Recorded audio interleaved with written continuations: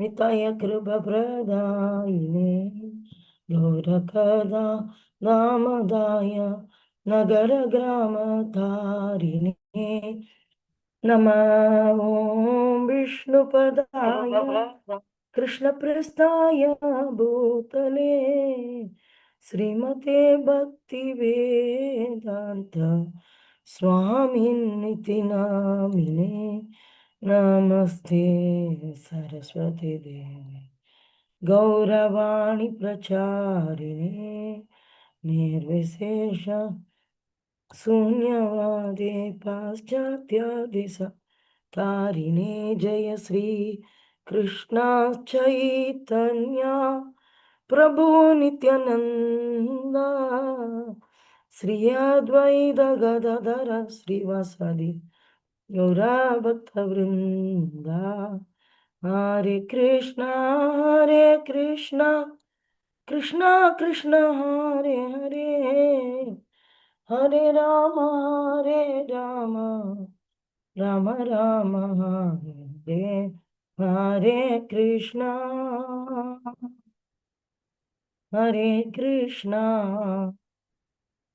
Krishna Krishna Hare Hare Hare Ram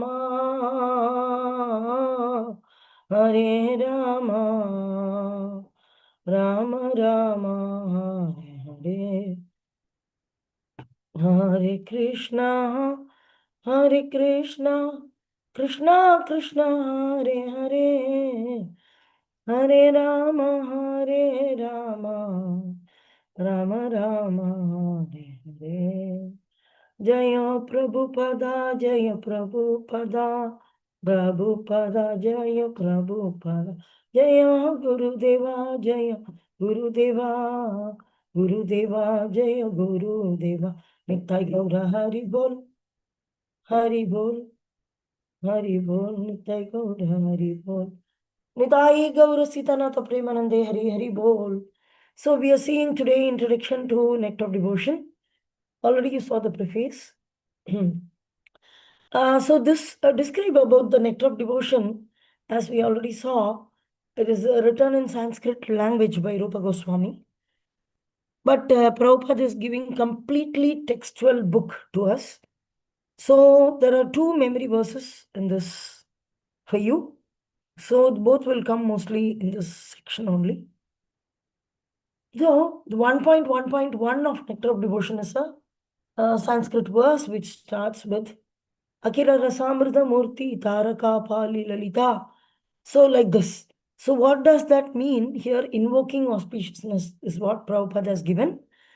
So in this way, we are worshipping the Supreme Perspective Godhead, requesting for removing all the hurdles, hindrances. So Rupa Goswami want to write the Nectar of Devotion and requesting Lord Krishna to remove the hindrances which may occur during the writing of this book. So Akila Rasamrita Murti, that is how he starts the book Nectar of Devotion. Akila Rasamrita Murti means Krishna. Rasa means the various kinds of exchanges which one can have with another. So here it's mentioned the rasas, reservoir of rasa. So Krishna can provide fulfillment of all those rasas, starting with passive adoration, which is called Shantarasa, servitorship, which is Dasya Rasa, friendship, which is Satya Rasa, parenthood, which is Vatsalya Rasa, and conjugal love, which is Madhurya Rasa. Then Hasya, like this. So comedy, compassion, fear, chivalry, ghastliness, wonder, and devastation. So these are the various kinds of relation Krishna can give. 12 are listed here, which is passive adoration, just adoring or wondering. And then servitorship, friendship, parenthood, conjugal love became 5. Then comedy, compassion, fear, chivalry, and ghastliness, wonder, and devastation, 7. So primary rasas are 5 and secondary rasas are 7. So primary rasas are the first 5, and most of the places you will see in even introduction to Bhagavad Gita Prabhupada is giving what are all the various kinds of relationship an individual living entity can have with Krishna. So it's very important to understand the constitutional position of a spirit soul, Jivera Swarupoi, Krishnera Nityadas, which actually means he will be servant of Krishna in any of the relationship. So the living entity is complete only once they have a direct relationship with the Supreme Personality of Godhead. It may be any of the following rasas, but there must be a rasa provided. There are a loving exchange between individual and the living entity and the Supreme Lord Krishna. Sometimes we see that the Vaikuntha planets at Dwaraka, where Krishna is as a king, and he's really taking care of the citizens. People say we want Ramarajya and all. So we see that even in spiritual world, in Vaikuntha planets, the Lord is there as Narayana with his consort Lakshmi. All others are very nicely taken care. Vaikuntha. Kunta means suffering. Vai means never. So there is no suffering in the spiritual world, and especially from Vaikuntha onwards. But that doesn't mean that the living entity will have individual relationship with the Supreme Personality of Godhead. Unless a living entity develops this personal individual relationship with Krishna, it's not in its complete situation. Every living entity has to have a personal individual relationship with Krishna.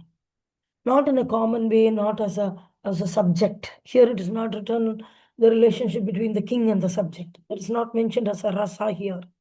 So the rasa is a loving exchange which happens between the Supreme Lord and the individual living entity.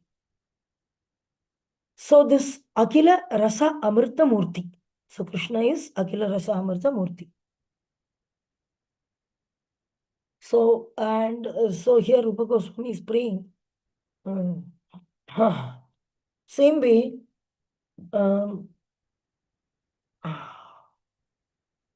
Prabhupada is also praying to Bhakti Siddhanta Saraswati Thakur for successful completion of the nectar of devotion. Now, coming further, he also offers obeisances to Rupa Goswami. So, Rupa Goswami offers his respectful obeisances to Sanatana Goswami and starts the book. Elder brother, he is, Sanatana is elder and Rupa is younger. And it should be pleasing to Sanatana. This is the prayer. So, Radha Krishna's service is a great pleasure. And Rupa Goswami prays that Sanatana Goswami have that pleasure. So then he offers the obeisances to various acharyas. So this is very important for us to understand how nicely this entire book is considered as ocean, nectar of devotion. So just a second. If you take up the Sanskrit term of this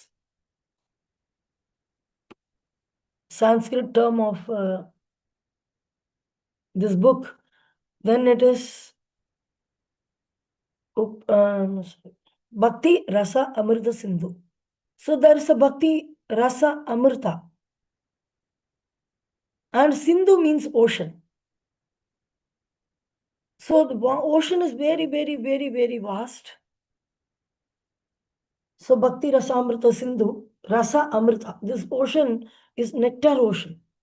So you see, then what is nectar? Nectar is Amrita. What is that Amrita? Amrita is a liquid or a semi-solid kind of drink beverage, which is yielded from churning the ocean of milk by demigods. There is a nice pastime of Mohini Murti appearing, Krishna appearing as Mohini Murti in his avatar. Everybody is the most beautiful woman he was, and like this. So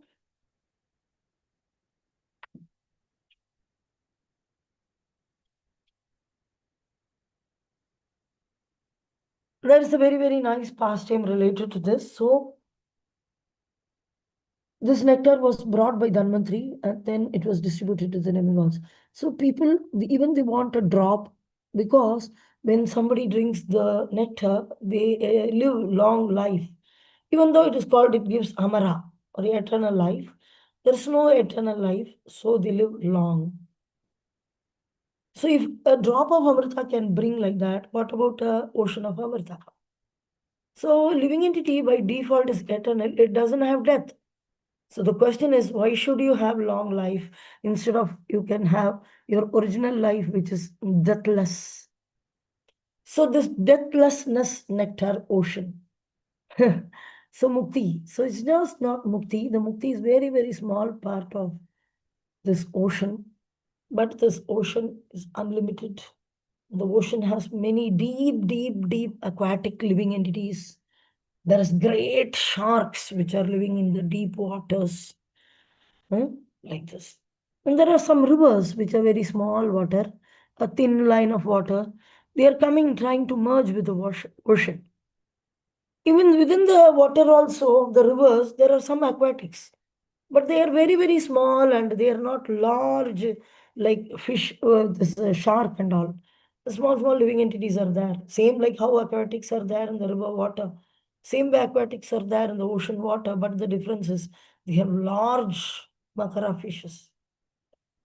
So the same way, the original devotees, the pure devotees, they always merge in, or not merge, always relish swimming in the deep waters of the ocean of devotional service, nectar of devotional service. So the deep waters are taken by them. They hardly come to the surface. There may be some surface level fishes which are easily caught by the net of the fishermen.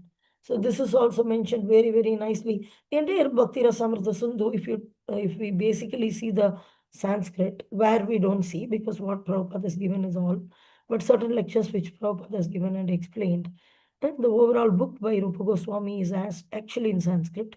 And in the overall book, each of the chapter is called Waves of the Ocean. And moreover, this ocean is really taken as an analogy and compared. The most pure devotees or like aquatics living in the ocean of nectar. So the pure devotees, they are sharks which are living. The devotional service is nothing but the ocean of nectar. Pure devotional service typically different parts of liberations, they are like rivers which are coming from the towards in the ocean to merge. But the aquatics, the small small aquatics within this merging rivers, they don't know about the various millions of living entities which are there in the deep waters of the nectar of devotion, because it's ocean and they are only rivers. The rivers have limited number of aquatics. Hmm? So the rivers try to merge. So the impersonalist or they are dwelling in the river waters doesn't have information about the great aquatics which are living in the ocean. So within the ocean, there are innumerable aquatic living entities. The sharks, they all eternally live in the ocean. They don't have, these sharks are not interested in this river. So what are all these rivers? Are nothing but there is a devotion ocean. See, you see here in Bhagavad Gita also, the various yoga systems compared to the Bhakti Yoga. So here you can see the Bhakti Yoga is the ocean, whereas the small, small rivers which are coming to merge with the ocean are all various yogic processes for liberation. Their aim is not prema, their liberation, whereas Bhakti can give lot more than liberation. A very, very minute activity in devotion can easily give liberation.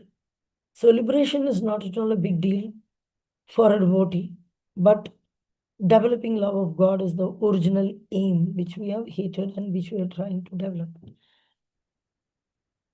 So this deep ocean fishes or the sharks, they live in the deep water and they don't care about other yoga system. The pure devotees of the Supreme Lord who are completely immersed in the various devotional activities for Krishna. Sravanam, Kirtanam, Vishnu Smaranam, Pada Sevanam, Marchanam, Vandanam, Dasyam, Sakyam, Atmanivedanam. Like this way, they don't care for the rivers. Rivers only gradually come to the ocean, and they don't know the information. The aquatics in the rivers doesn't have any information about the aquatics in the ocean, the large, large whales and all. Whereas the aquatics who are living in the ocean doesn't care for the rivers. They don't care for Jnana Yoga, Ashtanga Siddhi Yoga, or Karma Yoga. So the liberation, they don't care for the liberation. So the sharks really don't care for the rivers. So this is the analogy which is given, comparing this. So this is the first verse. We'll come back to this. Mm. So here, acharyas or holy teachers, they are compared to ocean, who are compared to the sharks in the great ocean. So whatever analogy I told is here. And it's elaborated in many chapters also. Each of the chapters called a wave in the ocean.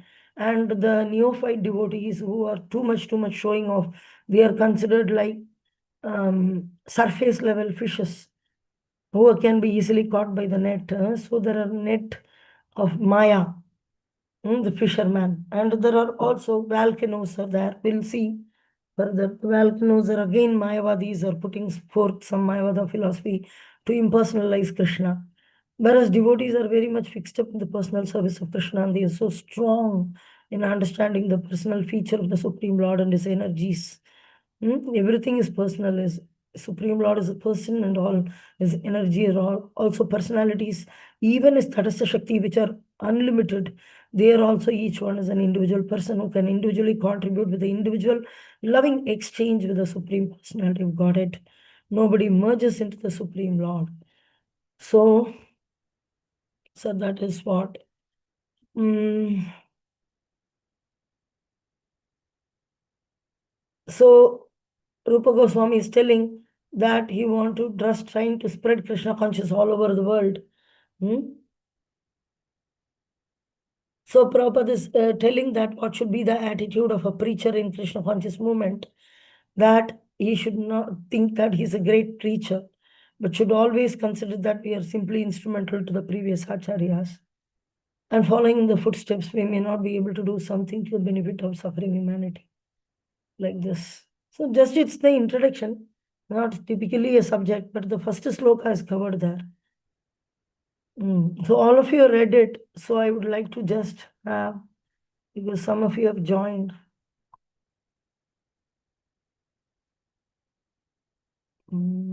Yeah.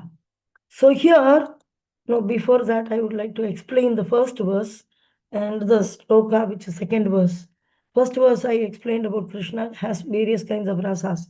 People are trying to yield rasa in this material world by having various relationship with each other, and we have been pathetically failed. Every time we try, every lifetime, another life, mother, father, brother, sister, husband, wife, children, grandchildren, uncle, auntie, friends, relatives, how many relationships, but millions and millions of lifetimes we are doing this, and we are not able to patch up with everybody, and very pathetic area to work in, because it's not natural, because every living entity has a relationship with Krishna, but there's no specifically a rasa exchange between a living entity and another living entity. So this devotional service is kind of cultivation is mentioned here. And here a sloka is explained. Anusilanam. Rupa Goswami in connection, Anusilana. So it's mentioned as cultivation of Krishna consciousness. So there are two activities, pravritti and nivritti. Pravritti is positive action and nivritti is negative action. So there are many examples of negative action. What not to do is called negative. What to do is positive. So pravritti means what to do is explained. Nivritti means what should not be done is explained. So those who are cultivating this Krishna consciousness should always be engaged in activity. So we are not inactive people, we are very active.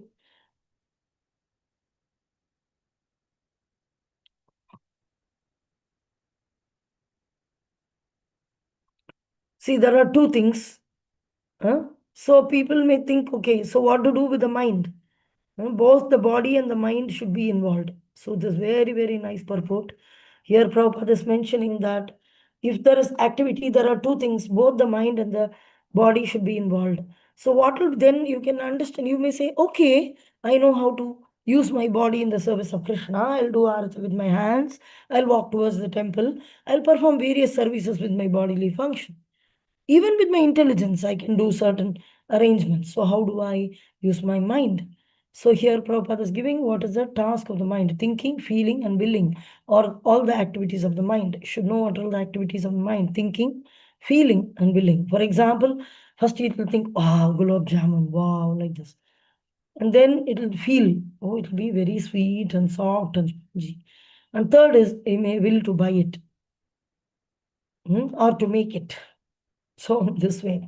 So these are all the activities of the mind: hating, liking, thinking, feeling, willing. Mainly, typically, thinking, feeling, and willing. And then when we, after willing, we do the activity using the senses, then it becomes karma. It manifests through the bodily senses and then it turns into karma. Either karma or devotional service. Even thinking, feeling, willing is activity of mind. It can also be used in the service of Krishna. So bodily will use in the service of Krishna, and mind also will be thinking how to please the Acharya, how to always try to think of Krishna and try to plan how to please him. So this should be the activity of the mind. So mind control, everybody is saying. So what is mind control? How do I control the mind? Always try to think of Krishna and try to plan how to please him, following the footsteps of great acharyas and the personal spiritual master. Very rarely people, when they talk classes about mind control, they never talk about spiritual master. They just say the mind, you shake your head, you don't look at the women, where do some yogasana. One man, one boy, young boy, he said that, oh, when I become brahmachari, I'll wear the wooden shoes, like the Rishi and all, Muni and all wearing. He said, wooden shoes he will wear. Then I said, why you're inspired like that? You're all right with whatever slipper you're wearing. No, no, Mataji, we should do that. Then I asked, the chapel should carry you, but in wooden slipper, you need to carry the chapel. Then he said, no, no, no. The finger, if you wear wooden chapel, the genitals will be controlled. That is why the brahmacharis are wearing the wooden slipper. So that is why, like this. So that is not the way to control. The way to control is efficiently utilize it with great love and affection for the Supreme Lord. Like, for example, you have a attachment for food, so nicely, lovingly cook and offer for really for Krishna. Then partake that prasadam, then your interest for personal sense gratification will subdue and die, whereas the love for Krishna will increase. So senses must be engaged very nicely in the service of Krishna. So in this way, so these are, so here mind is also very nicely given always. So not that you put a wooden slipper and there is a pressing, there is a acupressure point there, and in between the thumb finger of the feet and the next finger. If you put a wooden thing, then I asked, I'm also wearing a slipper similar to that shoes. So for me also there is a pressing. Then he said, no, no, that is light. So any sense control should be based on uh, Krishna, not individual. Any topic which is explained without losing the track of Krishna is a kind of getting lost. So here very nicely given, Prabhupada is giving, I will try to plan how to please the Lord, and especially great acharyas and spiritual master. That should be our aim, following in their footsteps, even pleasing them. So there are activities of the body, activities of the mind, and activities of the speech. And Krishna conscious persons engaged in his words in preaching the glories of the Lord. And this is called Kirtana. And by his mind, a Krishna conscious person always thinks of the activities of the Lord. As he is speaking in the battlefield of Kurukshetra or engaging in various pastimes in Vrindavana with his devotees. So in this way, one can, so if you read Krishna book, you'll get really nice information about Krishna, not like speculate something. So bodily activities can also be offered in the service of Krishna.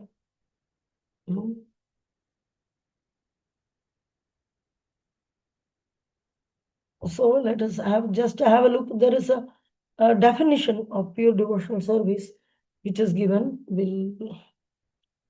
Yeah. Okay. Before going further, let me show you the sloka which you need to know. and which is actually described both in the introduction and also in the subject matter of the next forthcoming chapters.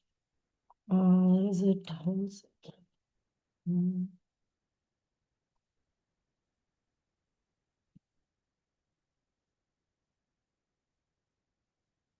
So this is also given in the introduction. So the same introduction portion we are seeing now, but in this form. Mm.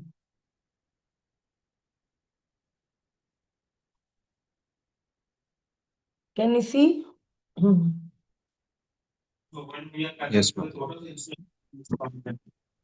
So this is your memory verse 1.1.11. So the same is explained in the introduction. So we'll see the introduction in the slide only, as you have already read. Please repeat after me. Anyavilashitassunyam अभिलाषितशून्यं ज्ञानकर्मादि अनावृतम् ज्ञानकर्मादि अनावृतम् अनुकूल्येन कृष्णानुशीलनम् अनुकूल्येन कृष्णानुशीलनम् भक्तिरुत्तमा. भक्तिरुत्तमा So अन्याभिलाषितशून्यं ज्ञानकर्मादि अनावृतम् अनुकूल्येन कृष्णानुशीलनं भक्तिर uttama. So what is this uttama bhakti that's described when first class devotional service develops? So anya abhilashita sunyam. Sunyam means nothing, zero. What? Abhilasha means desire. Anya abhilasha means other desires. So other than serving Krishna, you have any other desire, anya abhilasha, those desires should become zero. No personal desires. Jnana karmadi anavritam. And moreover, the devotional service performed, that jnana and karma should not be there. Jnana karma adi means it can be ashtanga also. Any other yoga system should not be mixed with bhakti. Bhakti should be simply performed as bhakti. So jnana karma adi anavritam. Moreover, one should favorably serve Krishna. Anukulyena Krishna anusilanam. Favorably serving Krishna. So that is Uttama Bhakti. So one who is favorably serving Krishna without mixing other yoga processes like jnana, karma, Ashtanga Siddhi Yoga, any other weeds are not growing. And then Anyabhilashita Sunyam, not having any personal desire, just to fulfill the desire of the Lord, Supreme Lord like this. So that is said to be the Uttama Bhakti. This is the definition given. This is one of your memory verse. Only two memory verses are there, I think, in this chapter, in this entire book. So you need to know this. So when first class devotional service develops, one must be devoid of all material desires, knowledge obtained by. So the Anya Abhilasha means there can be many, many desires. One may be not interested in tapasya. One may not be interested in yogic process.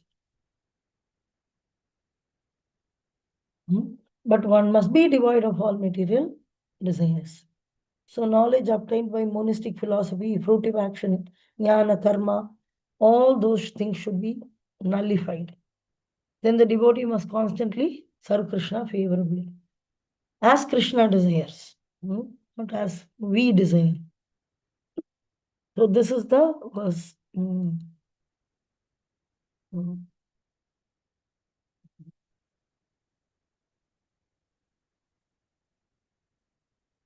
Okay.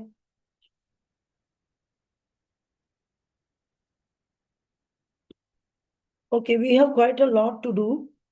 Today only we all traveled with Guru Maharaj from Kolkata to here, and in between two times Guru Maharaj's vehicle had very, very small issues, but we had to spend almost half an hour, 1 hour like that in between. We reached very, very late. So I'm concluding here. I'm really sorry for all this. But as we have reached Maipur, we'll have amazing sessions. I'll be able to really dedicate a very quality time with you in the forthcoming weeks. So this introduction we'll continue to see tomorrow.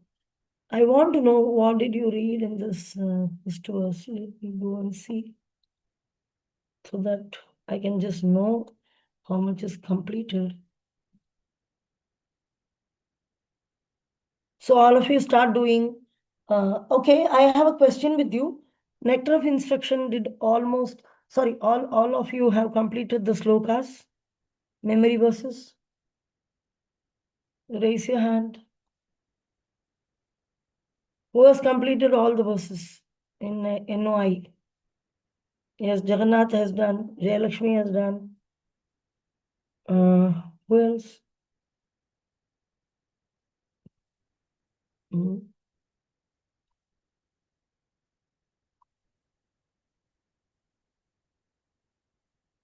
Navaneet has not done. Akarshak Sri Hari, Abhiram, all of you complete. There are not many verses, very, very easy verses. You should complete. And also in Act of Devotion, there are 2 verses. Kindly complete that also. We'll see the definition in the class. Yeah, we'll see the definition in the class. But you just complete it. It's very easy to understand. It's not complex. Definitions. There are 2 verses. Okay. Let me see one second.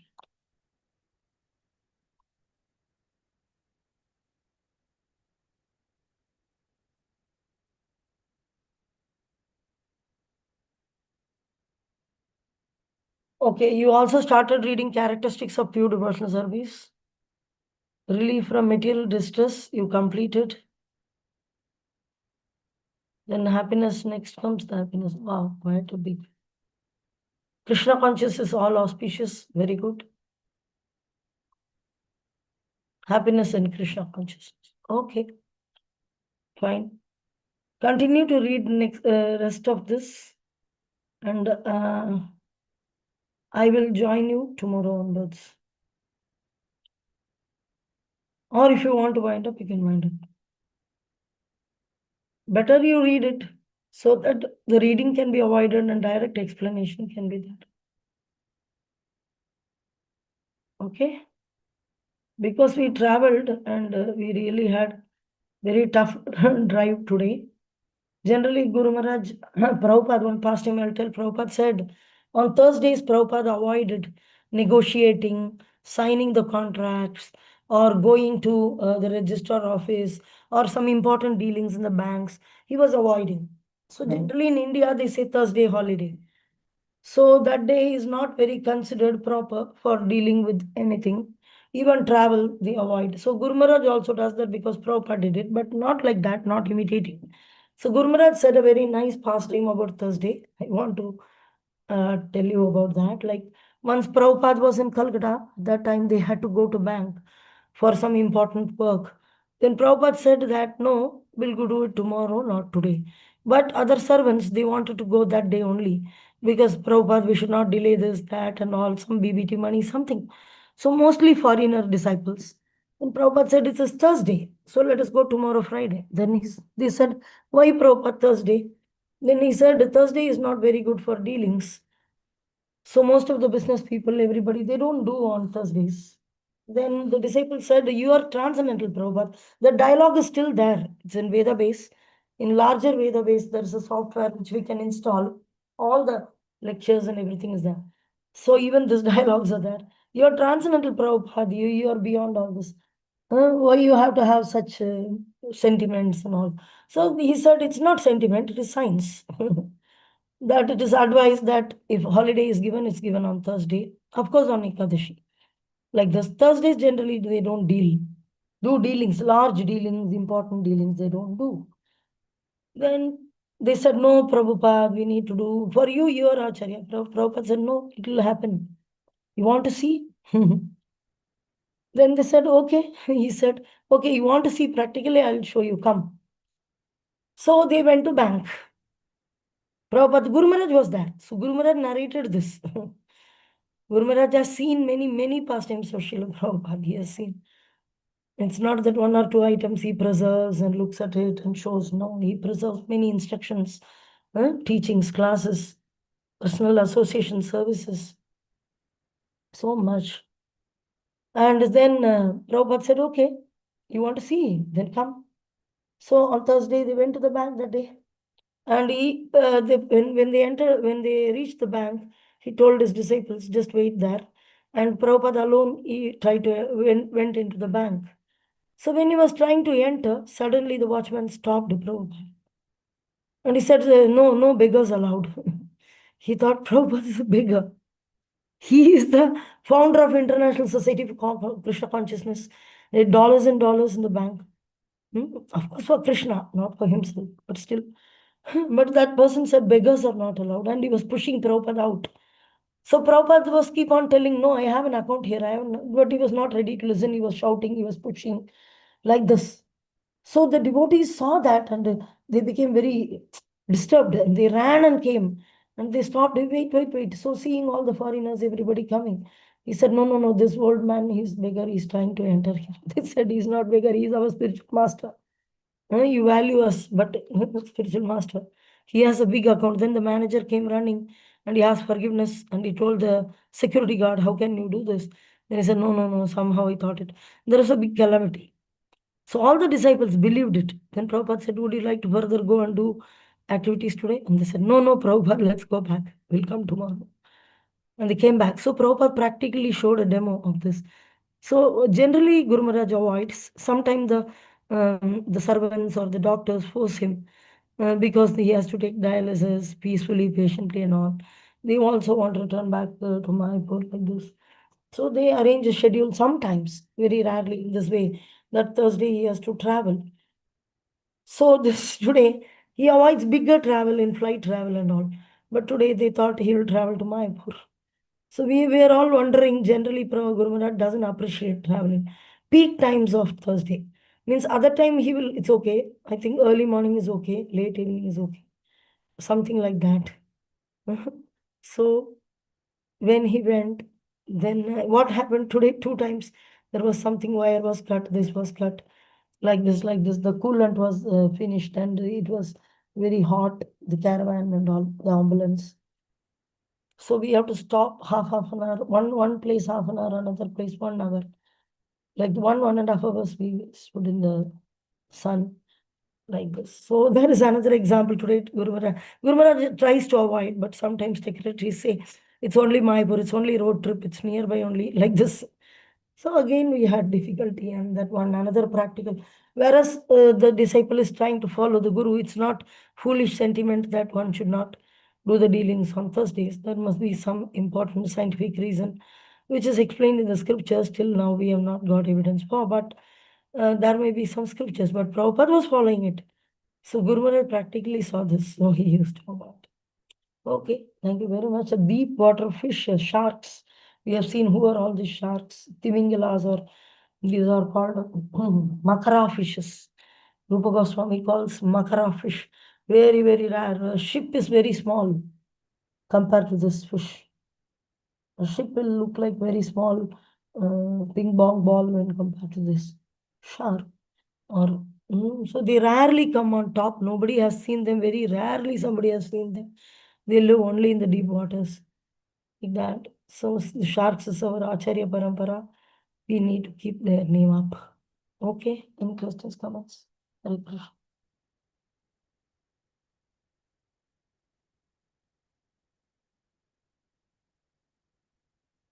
Okay. We'll discuss further tomorrow because I'm fully drained out.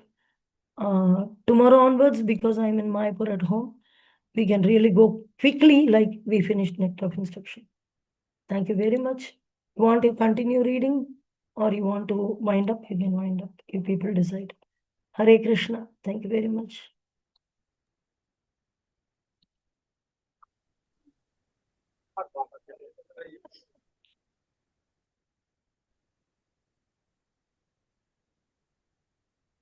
We want to read.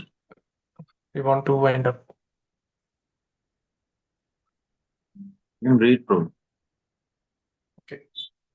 I mean, do we want to read the entire first chapter? Yesterday we read it, but we didn't complete it actually. Um, wherever you can, you want to start, we can read, bro.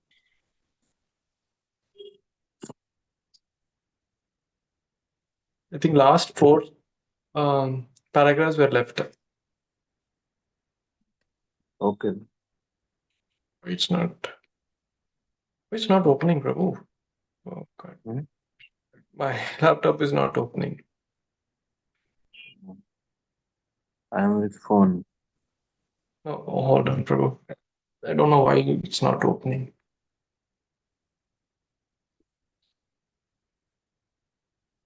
Oh, let me refresh it. So slow. Close it and open it back.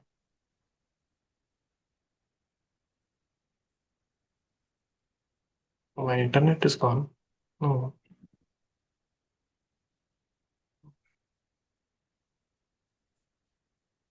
It's okay.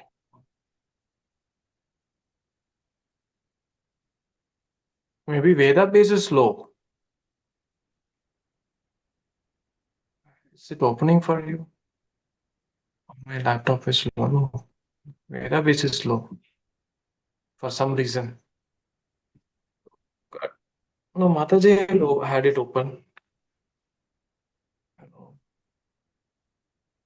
Open another browser.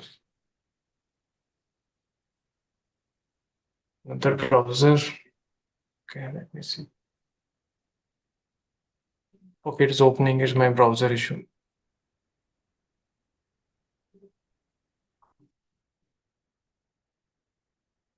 Chapter 1. Yesterday, I don't know where we left. Sumedha Mataji or Jayalakshmi Mataji. Yesterday we left at here, right? Hare Krishna and Jayalakshmi. Do we know where we left yesterday? Happiness in Krishna consciousness. Before, yeah, we finished that, I think.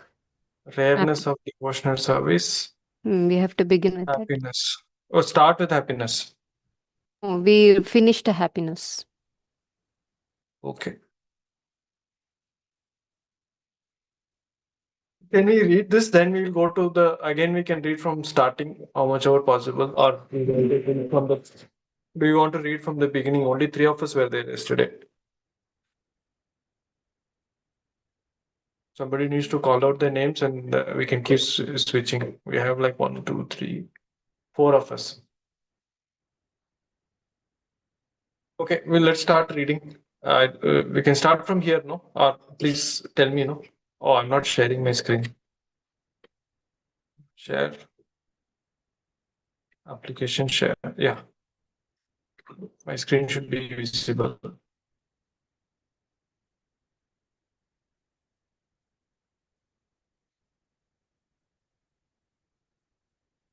You're able to see my screen, right? Yes. Prabhu, let's start, Prabhu. I think it's already 8:50. Can we start from here, read this and complete it, or you want to start from the beginning? Mm. If you say something, then we can start. Actually, today also there are very less people. I think just 2 more people as compared to yesterday. No, that's fine, Prabhu. Anyway, we can finish some of the reading and then we can join tomorrow. So should we start from the beginning or should we start from here is the question. Anyway, we will read. Oh, okay, okay. Then we can read from anywhere. Okay, Prabhu. I mean, that means whoever is not reading from the beginning, have to read once or themselves from the beginning. Or again, if we start tomorrow, we can say that we'll read, right? We'll start from here. Rareness of pure devotional service. And each of us can go. I'll go first, maybe couple of paragraphs only. I'm hoping that this will be there. This should take around 10 to 20 minutes. The rareness of pure devotional service.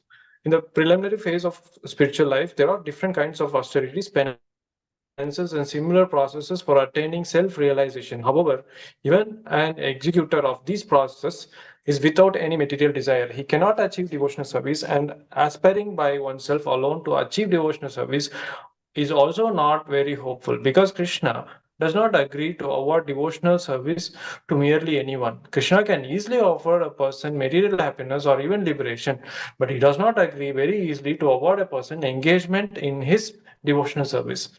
Devotional service can in fact be attained only through the mercy of pure devotee. In Chaitanya Charitamrita, Madhya Lila 19.151, it is said, by the mercy of the spiritual master who is a pure devotee, and by the mercy of Krishna, one can achieve the platform of devotional service.